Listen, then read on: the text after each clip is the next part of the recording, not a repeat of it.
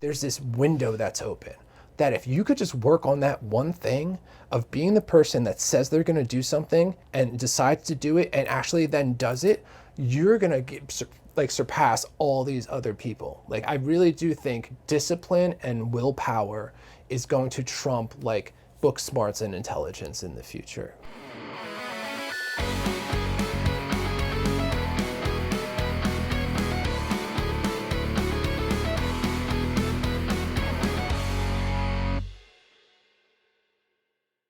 What's up, guys? John here with Blueprint Mental Health for the first ever Blueprint podcast. I'm here with some members of our clinical team. I have Scott, Sam, and Lindsay with us for today. We're going to talk all things mental health. Before we do that, I should probably let you know a little bit about who we are, so we're not just some random strangers offering advice when it comes to mental health. So Blueprint Mental Health is an outpatient mental health practice located in Somerville, New Jersey.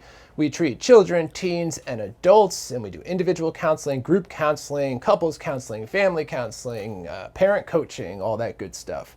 And how this podcast came to be was basically, I was thinking one day how awesome our clinical rounds can be. And what clinical rounds is for us is once a week, all of the clinicians get together, there's 9 of us now, and we case our clients. We present different information, things that we're stuck on when it comes to our clients, and we get feedback from all the other clinicians who have these different specialties. So I was thinking, like, how awesome would it be for us to be able to give people a behind the scenes look as to what the thought process is when we start talking about different clients and different struggles that people are having.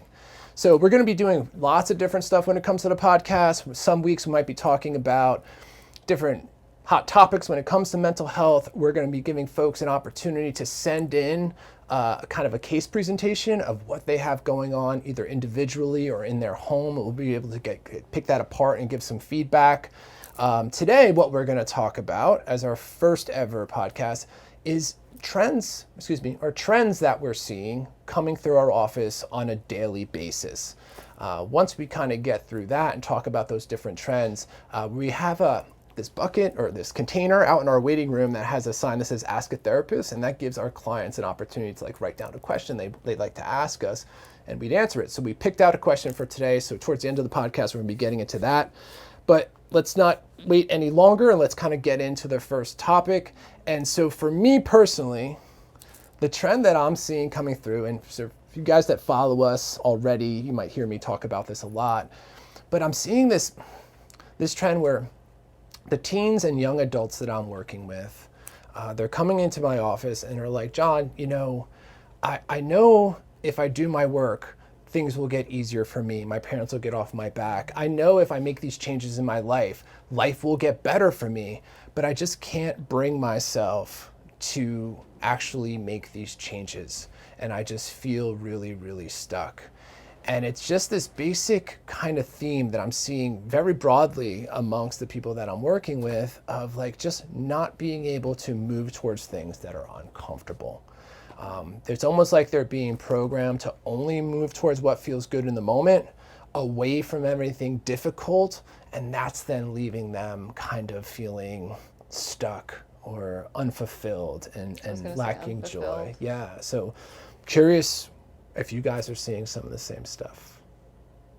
Yeah, absolutely. And I think, John, you talk about this a lot, and where that's coming from is this, we constantly are receiving so many of these dopamine hits with social media and, dare I say, video games maybe even, but TikTok and scrolling. You talk a lot about this, how that impacts a lot of our youth right now because it's constant dopamine, and then obviously the real world is not as quick and it doesn't work the same way. So when we're seeing them kind of confronted with a roadblock or a conflict and we're not getting that instant hit of gratification, it's almost like a little bit of learned helplessness, right? Because it's not flowing the way we want it to or the way they hopefully expect it to. Sure. Without a doubt, and I notice it within myself too. I try to have this routine where I get up every morning and I say I'm going to read for an hour, right? And I'm not going to look at my phone. The first hour of my day is spent reading, and it goes from like self-help books, to psychology books, to like my thriller novels that I like to read and whatnot. But just recently, I finished the book that I was reading, and I had another one on deck. So I started that second book, and I got like 2 chapters in, and I'm like, this book sucks. I don't want to read this anymore. So I was left without a book. So the next day I get up and I go downstairs, and I'm like, you know what? I go in my den. I'm like, I'll flip through my phone. And then there I am, kind of scrolling. Slippery slope, man. For sure, dude, because what happened was the second day, scrolling through my phone again. Third day, scrolling through my phone a day. By the like 4th or 5th day, I found myself making my coffee, be like, oh yeah, I get to look through my phone. You know, like excited about it.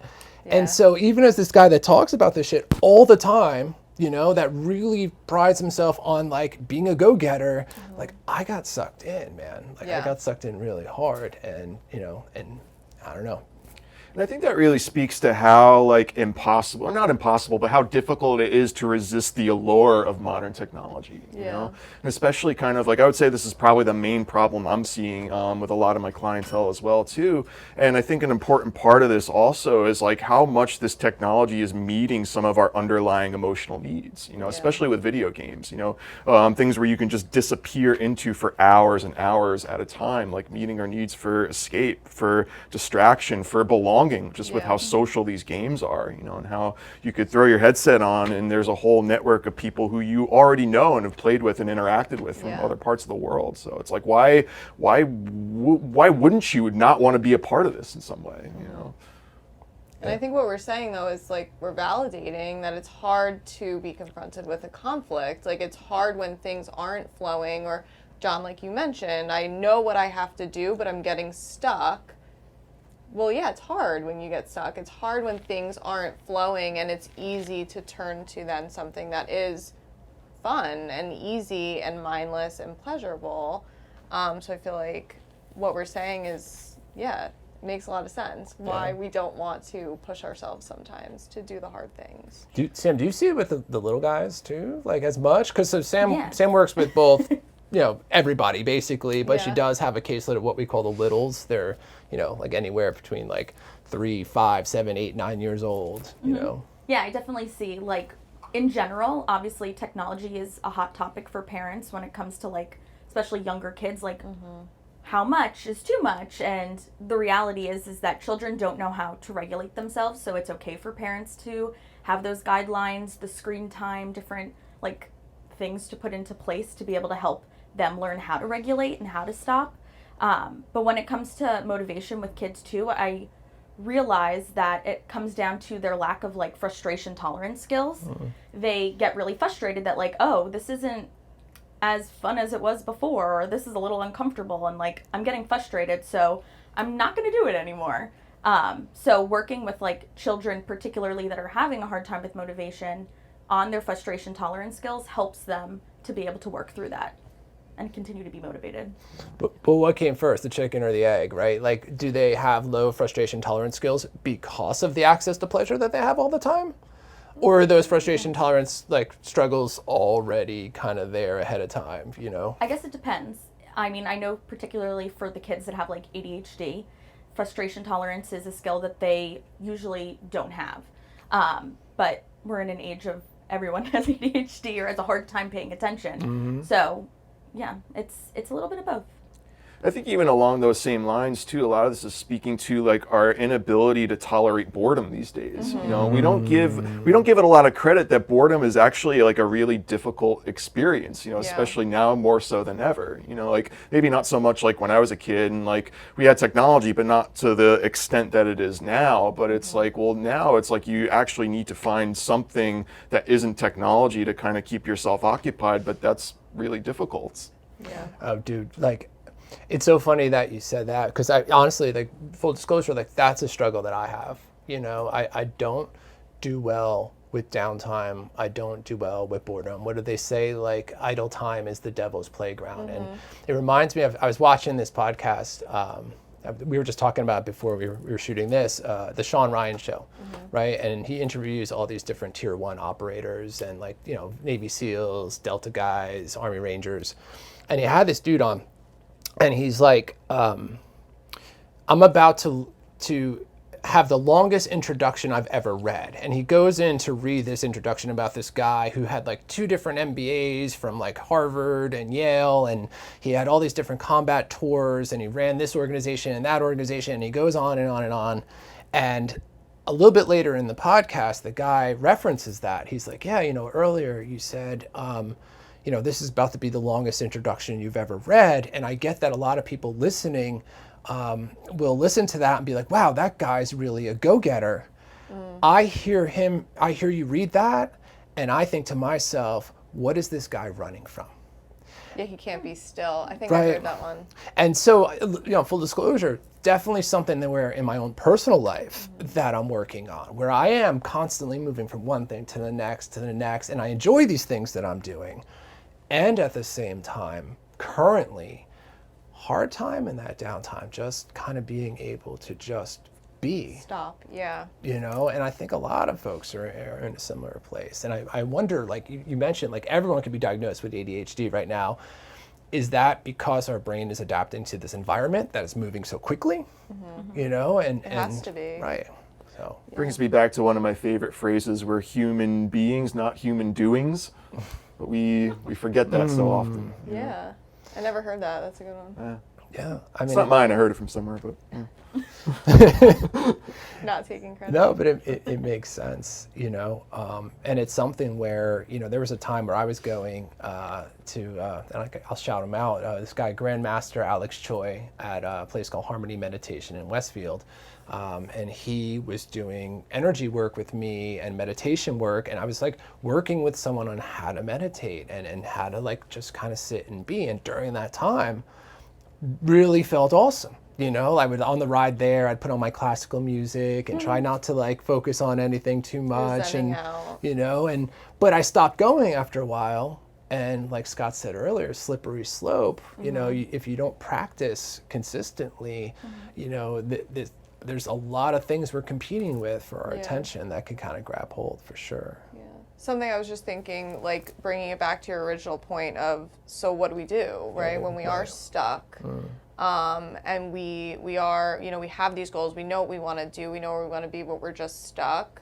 I think something we all talk a lot about in our sessions is dialing it back then, right? Like we see the bigger picture, we see the big goals. For me right now, it's like college, and I have these like young adults kind of coming into this new stage of life, and it's college, and it's moving out, and it's meeting new people, and it's overwhelming, I think, because they do have such big goals. They're planning their future, and when they're feeling stuck or lacking that motivation, it's like dialing it back to, okay, I'm not going to college tomorrow. I have 2 months, let's say. So what do I have to do today? What can I check off my list today? How can I dial back? And sometimes we do that in sessions, and we'll look at the goals, and it's like, okay, that's a wonderful goal, but really there's like 10 steps under that one goal, and that's why it feels so hard to digest, because you can't accomplish, even just applying to college, you're not going to finish that task today.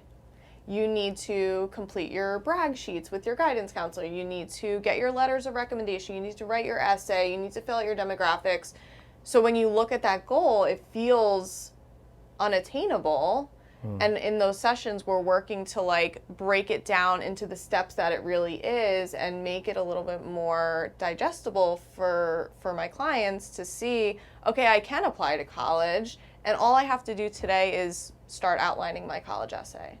You know what I mean? So I think to your point earlier, it's how do we help them kind of break down the goals into what they really are at the end of the day. The goal isn't just apply to college, period. It's do X, Y, and Z to complete my application.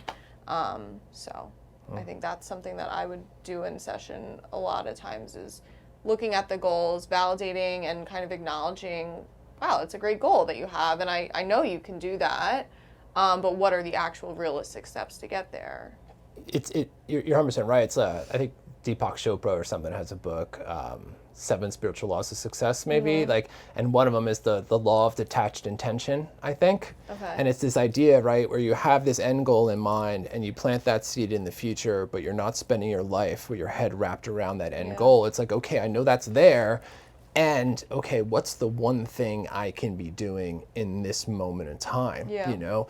But then we're competing with, right? Like, okay, I'm sitting down at a computer, there's my computer, there's the one thing I need to do, but there's my phone, and there's the Yep. video games, and there's TikTok, and then there's Instagram, and my brain, if I've been engaging in those things a lot, my brain is going to steer me towards pleasure and away from pain, and it's viewing doing that task as pain, you Yeah. know?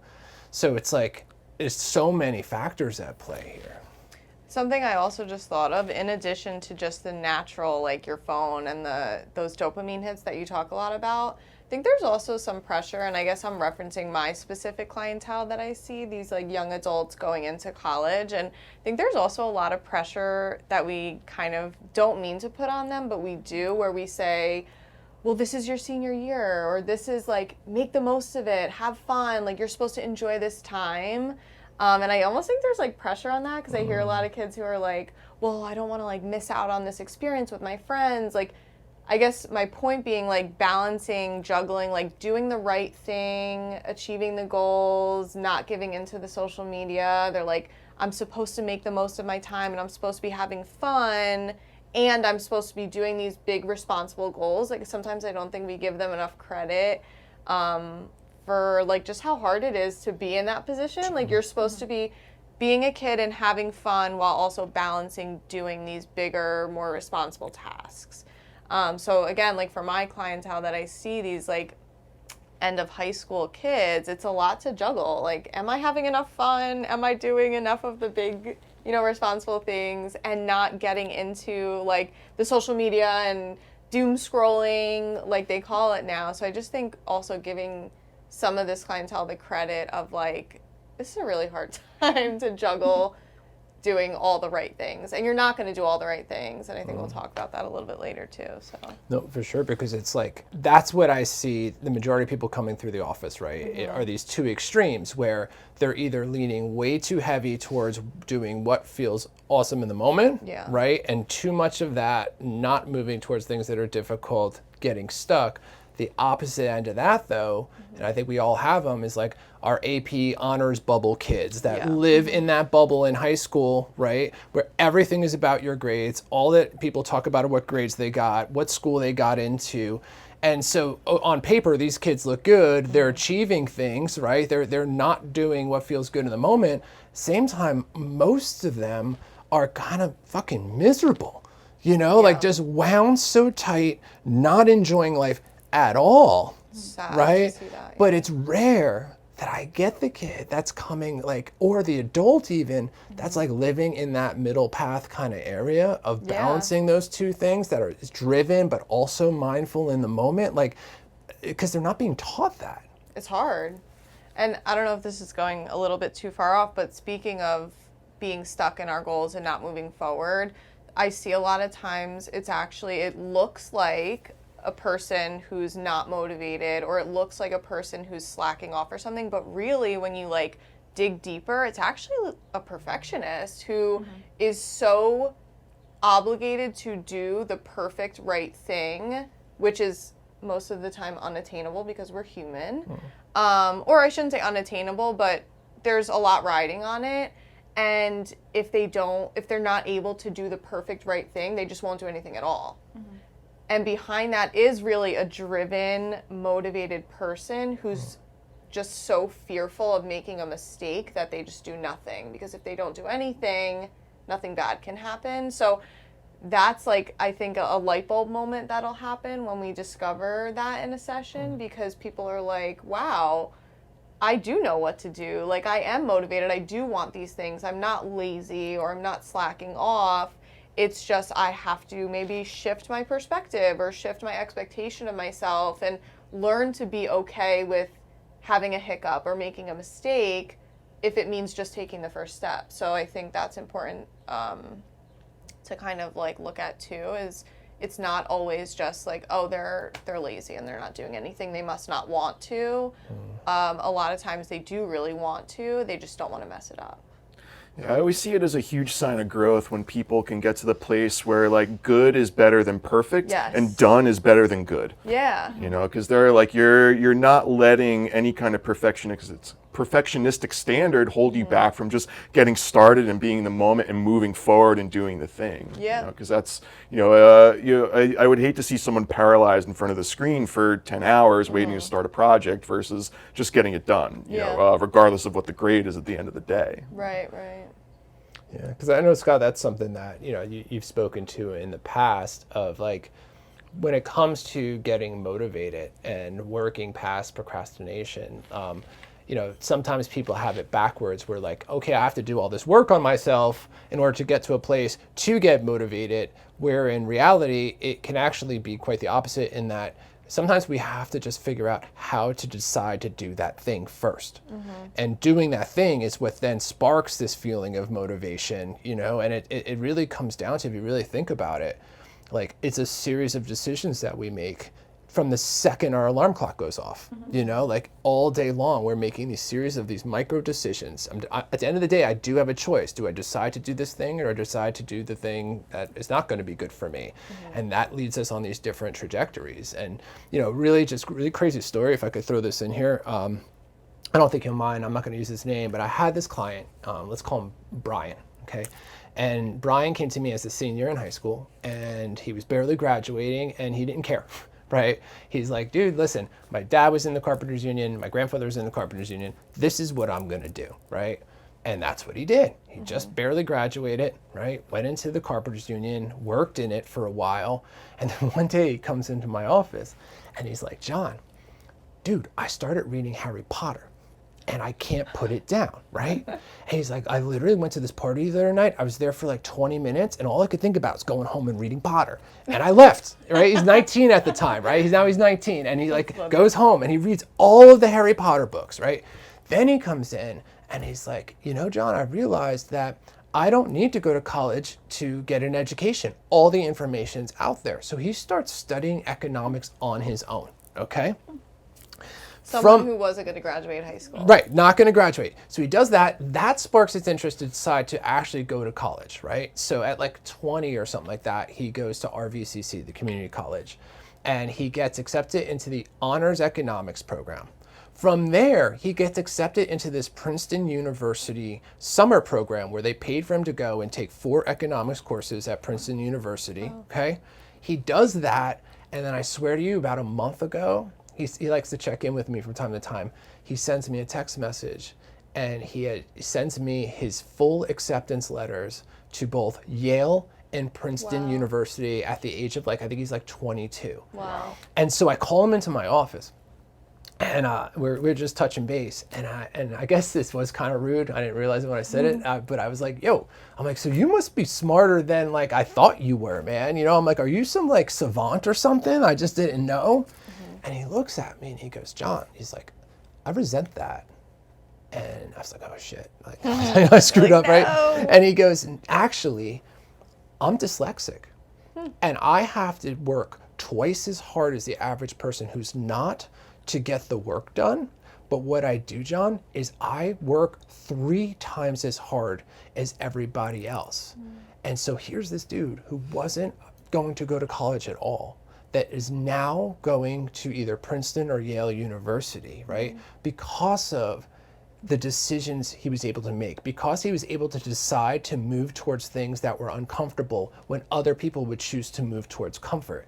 And so I feel like now in today's times, and I tell my clients all the time, there's this window that's open, that if you could just work on that one thing of being the person that says they're gonna do something and decides to do it and actually then does it, you're gonna surpass all these other people. I really do think discipline and willpower is going to trump book smarts and intelligence in the future, because so many people don't have it.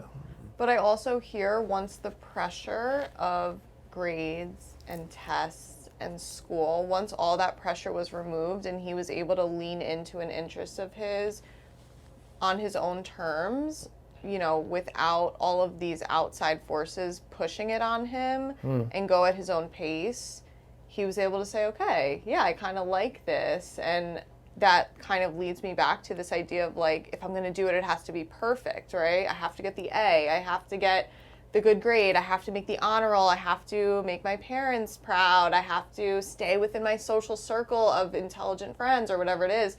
When you like pulled all that back and there was nothing riding on him becoming, you know, proficient in these areas, he was able to do it. Yeah.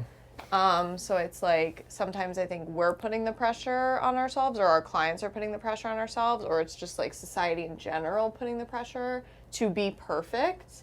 But then all of a sudden he was like, wow, who knew? I loved these like really cool things when nobody was like bothering me about it, kind of. It's like almost the same when like you have somebody that comes that maybe their parents are forcing them into therapy. And you know, our mode of operation here is like we try a few sessions, but after a few, that teen or young adult is still really resistant, or a child will say, hey, listen, let's take a step back. You Maybe know, let's take a break. the door's open. We get you don't want to be here. Like, we're not going to force you, because we don't want to leave a bad taste for therapy in their mouth, right? Yeah. But it's been my experience that 9 times out of 10, that client winds up coming back. Yeah. And the person who shows up then is like a whole different client, because they made the decision themselves to actually be here, you know? So on that note, though, I want to segue a little bit. I want to like shift it over to Sam. And I want to talk about now, because, you know, we treat children, teens, and adults. So a lot of this stuff pertains to individual adults, individual teens, or children. But I want to talk about a little bit about the parents' role in this, right? Because my guess is going to be that they were probably going to have more parents watching than the younger folks, but maybe that'll change. But like, I want to speak to what we see when it comes to parenting today and how that is impacting the topics that we've been talking about. And I know you had something on that. So recently, a conversation I've been having with a lot of parents of my preteen clients is about accountability. And why is my child not taking accountability? Or why are they lying to me? Or why are they blaming their sibling for X, Y, and Z that they did? Why just can't they admit to whatever their behavior or whatever they said? And a lot of times I end up having to have an actual deeper conversation with the parent about, well, accountability, what is that? That's having to take, like, having to accept the fact that you may have done something wrong, and what feelings come up when you do something wrong, which is shame or guilt. And those are really intense emotions that people feel. And so in order to feel those emotions, you have to understand your emotions. And a lot of times, the kids that are coming into therapy don't understand their emotions. We live in a world where, there's inside out movies that explain emotions, but it's the basic emotions, and there's a whole emotions wheel of hundreds of emotions that we feel. And so oftentimes I find myself explaining to parents that it's normal for them to push back against taking accountability because it's uncomfortable to take accountability. And do you think then, and I already have, maybe I'm biased, I already have an answer for this, but like then, do you think parents then do the same thing when it comes to taking accountability for their approach to parenting? Because the example I'm thinking of is like, I gave a talk once for like a parent group, and I finished the talk, and I'm talking about setting consistent boundaries and limits, but also being validating and compassionate and everything. And I finished the talk. I thought it went really well, and I opened it up to a Q&A at the end. And this dude sitting in the back raises his hand, right? And I was like, go ahead, what's your question? And the first question that came out of his mouth was, do you have kids? And I was like, oh, all right, I see where you're going here, you know? And I'm not going to go into all the details, but basically what I saw happen was like, I struck a chord with him.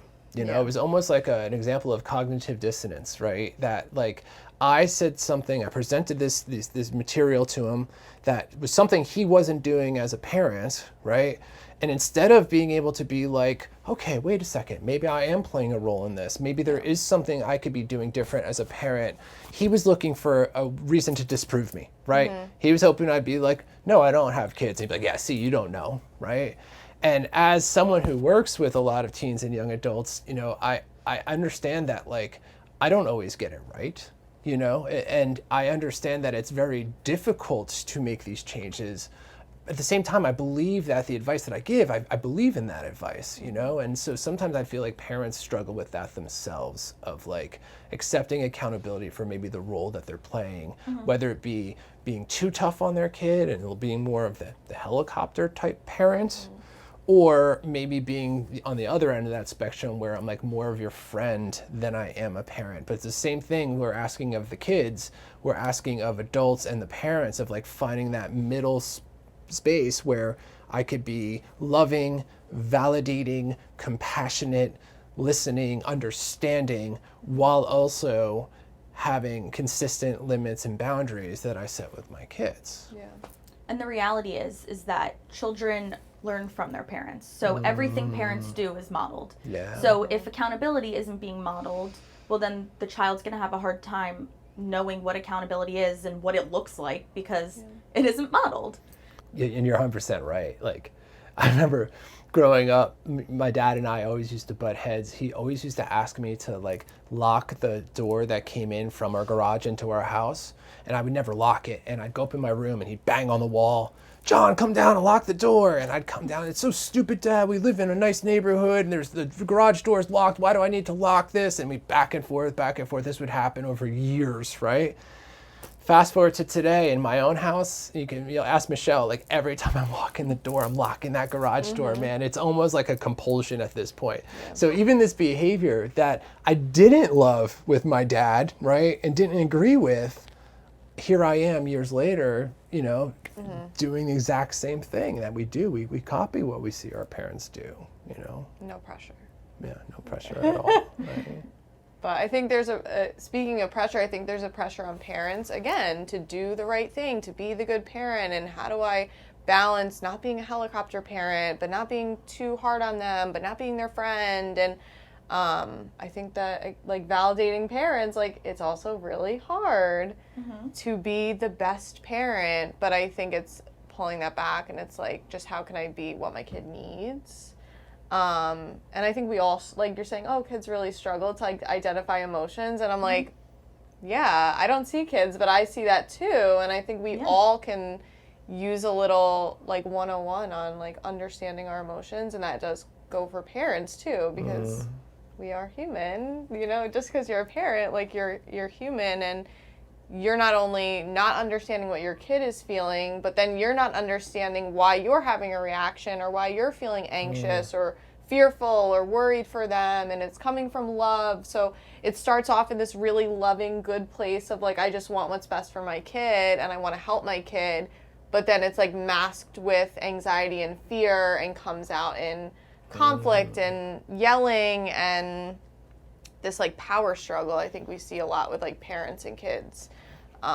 Tracking them, going through their phones, reading messages. And that looks really like ugly as a parent to do something like that. But if you pulled back the layers of it, it's coming from, I love you and I'm fearful that something bad will happen, right? I think like a lot of parents' anxiety just comes from, I love you, I want what's best for you, and I'm afraid you're doing something or you're getting exposed to something that's going to be bad in some way.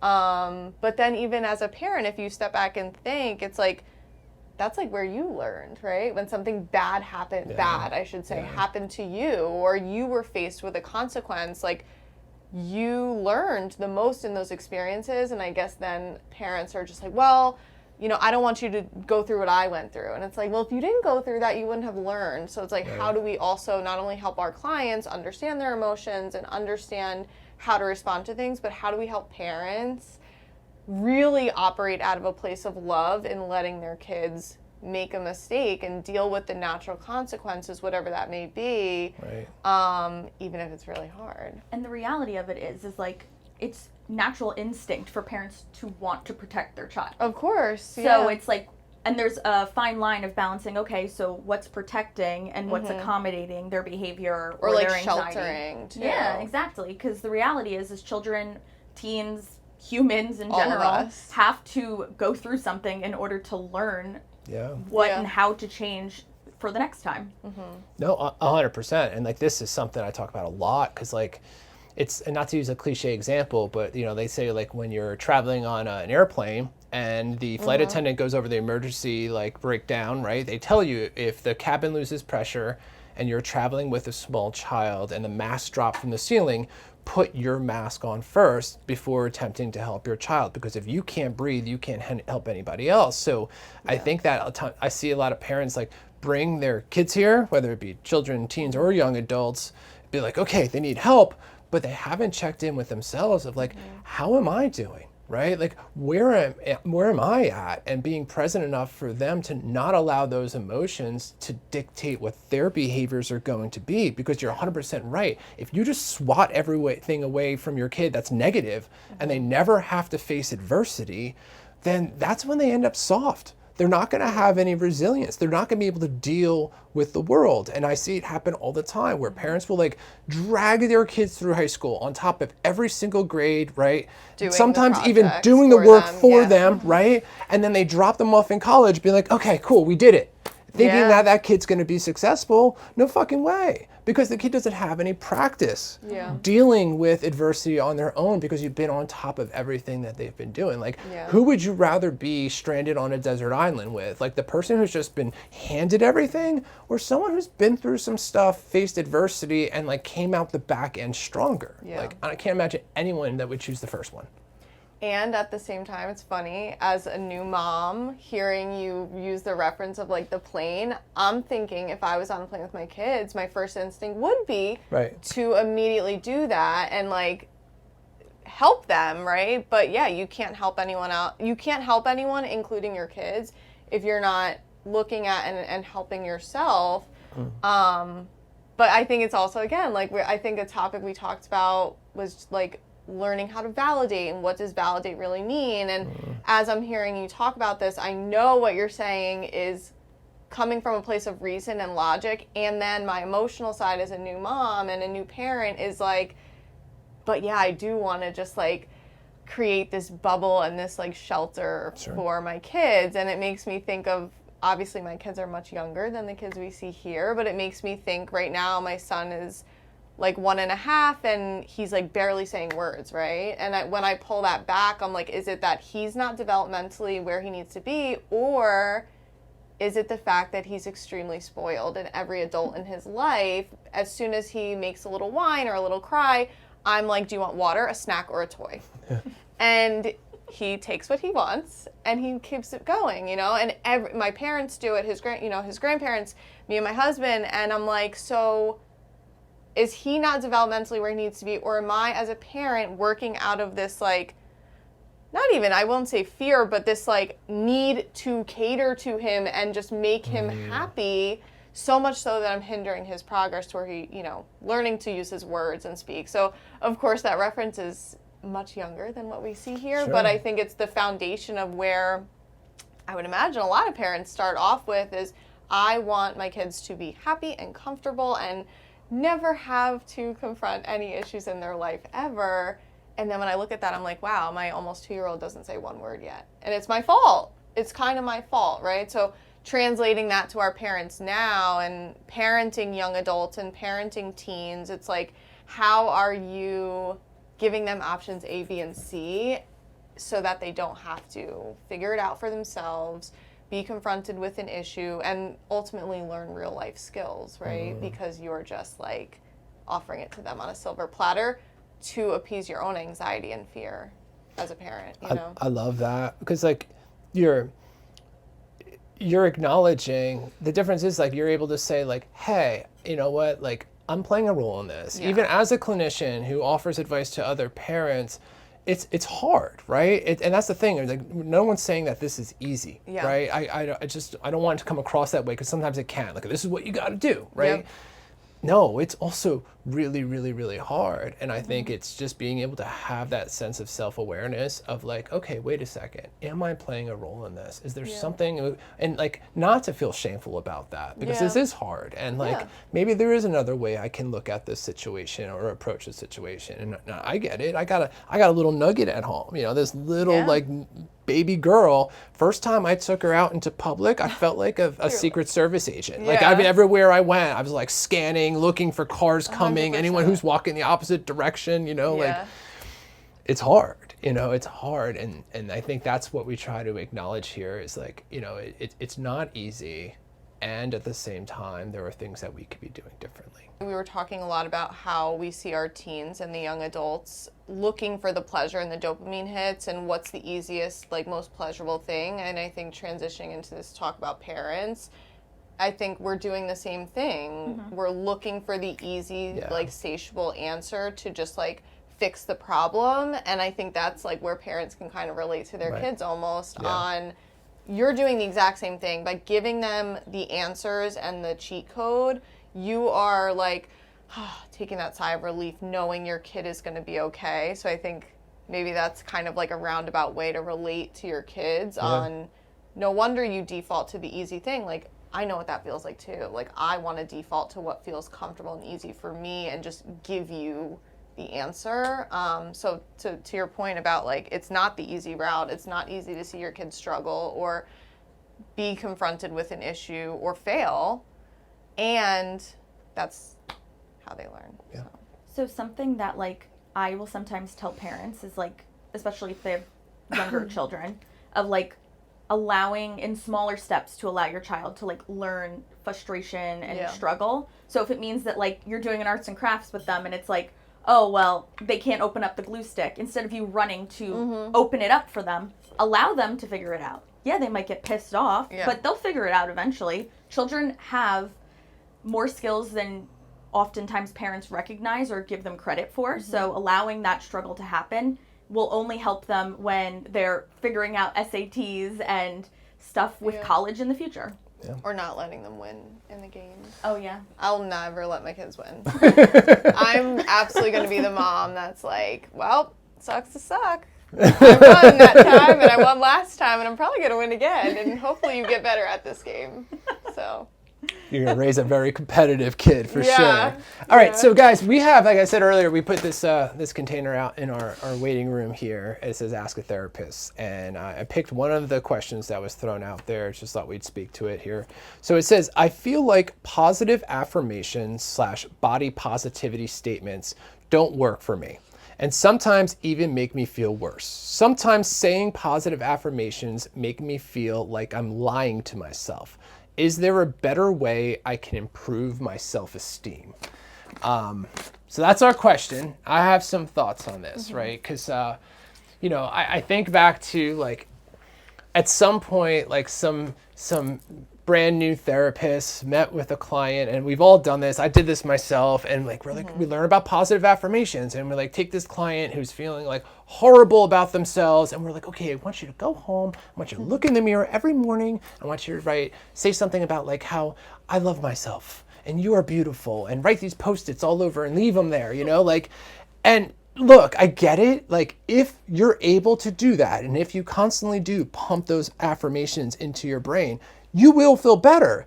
But the thing is like, if I'm feeling like a total piece of shit, it's hard for me to be like, look in the mirror and be like, I'm awesome and I'm beautiful, So I understand where she's coming from, or they're coming from. And I think speaking to like validation, right? I want to first like acknowledge what validation is for the folks that are watching. Like, to validate someone really means to like put yourself in their shoes and like really try to experience what it is they're experiencing, and just to acknowledge that how they're feeling makes sense, right? You don't have to agree with them, but just acknowledging that the feeling is there and it makes sense for them. So it's like a lot of parents might have, their daughter that's struggling with how they look, and they'll say something like, oh, well, stop that, you're beautiful.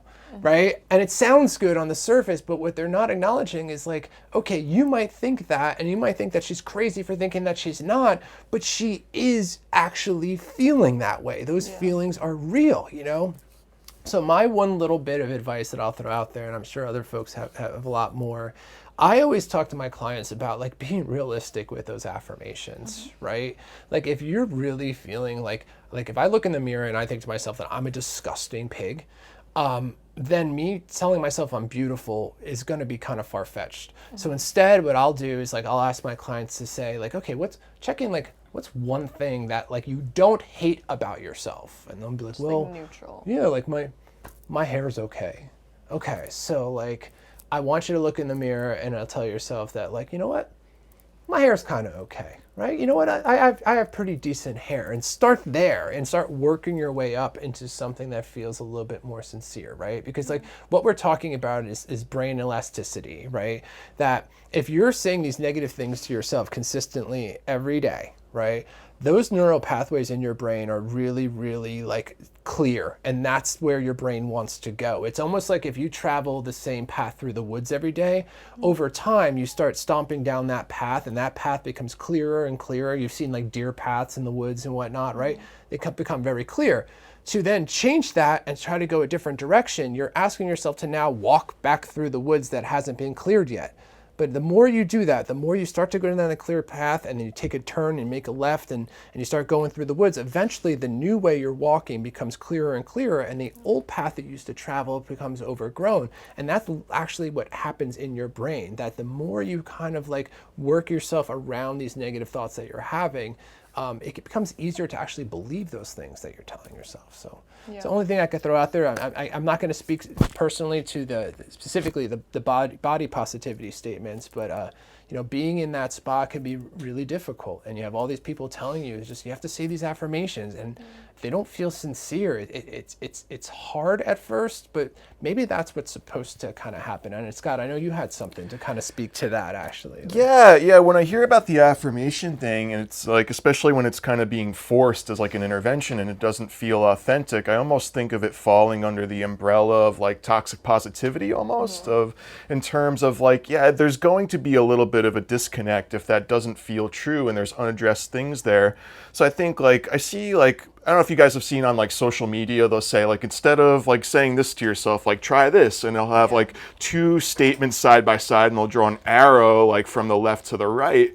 And I think like we can't necessarily just jump from one to the other, right? It's like we almost have to like draw a giant like U shape underneath that and think of that as the road we're going to take to get to that statement. Like we almost have to think of the affirmation as the destination, you know, but all the underlying stuff we need to work through to get to that is more of the journey, you know, and that's going to look like our beliefs about ourselves, you know, all the thoughts that pop into our minds when we're confronted with an uncomfortable situation that bring up all those thoughts, you know, and really kind of, John, like what you were saying, kind of really kind of looking for the neutral evidence, you know, inside each piece of that brings up all of those individual triggers, and kind of work to that over time, where maybe, you know, months down the line, someone might be able to accept that positive affirmation. You're like, yeah, like this X, Y, and Z really isn't so bad, or as bad as I thought it was, you know. But if we just try to jump and almost take the super highway there, you know, it's just going to feel really inauthentic, you know, and we're going to feel kind of disconnected as a result. Yeah,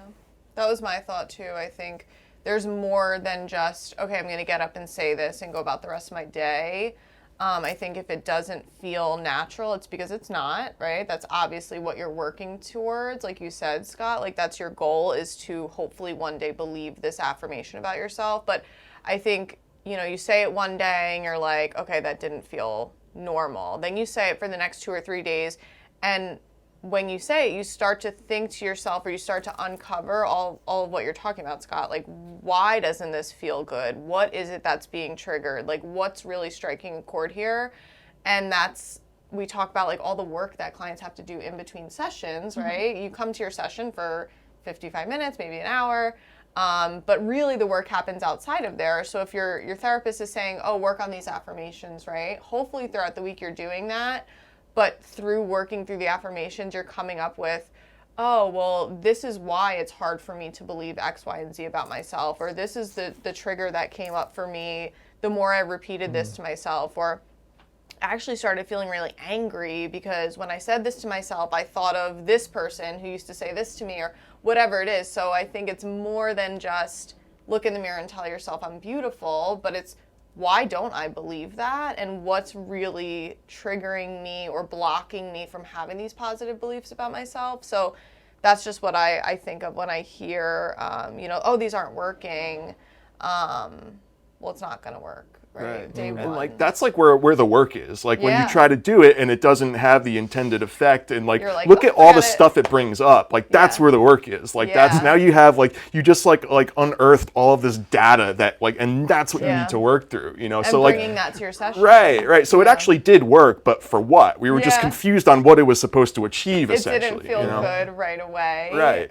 So it's like, oh, I don't want that. And this is kind of like the theme of what we're talking about today is Right. like when something doesn't feel good initially, our first instinct is to like run away from it. But yeah, that's the work. That's what we're here to do. And that's the material then for you to bring to your next session and say, hey, I did those affirmations like you said, and it really felt like shit. Right. And it's like, okay, like, let's talk about that. It's like reminding me of like trying to meditate, right? Yes. Like, you know, like you don't just decide to meditate and like all of a sudden you're meditating. No, it's a practice, right? Yeah. And like you have to sit with that discomfort at first and hang in there long enough till maybe Yeah. eventually you get to that spot where you actually do that, you know, like, I 100% agree. Sam, last thought on it? Last thought on it, well, just like pulling it back is like, where do we develop self-esteem and why? Why do I have the self-esteem that I do? Yeah. And I'm going to sound like a broken record, but again, it's something that's modeled. So if you have mom who's trying on 12 different dresses and saying that she looks fat and ugly in every single one when you're 3 and at the edge of the bed watching her, inherently, yeah, you're probably going to speak the same way to yourself. And so being able to, in a therapy session or even just check in with yourself personally of like, well, why do I have some of these thoughts? Is it lived experiences that I've had in the past that is still creeping up on me and bothering me each day when it comes to how I speak to myself? That really might be the root of it. All right, guys. So I think with that, we're coming to the end of our first ever Blueprint podcast. I want to thank everyone for joining us. I want to thank team members that joined me today. Each podcast, I'm going to be bringing in different team members. These guys will probably be back maybe for the next one. But want to encourage you to check us out on social media, on Instagram at @thereal_Blueprint Mental Health. You can send us a DM there if you have a particular question you'd like to ask, or if you have a family situation that's going on.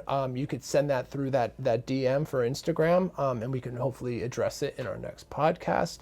But thank you all so much for your time, and we hope to see you the next time.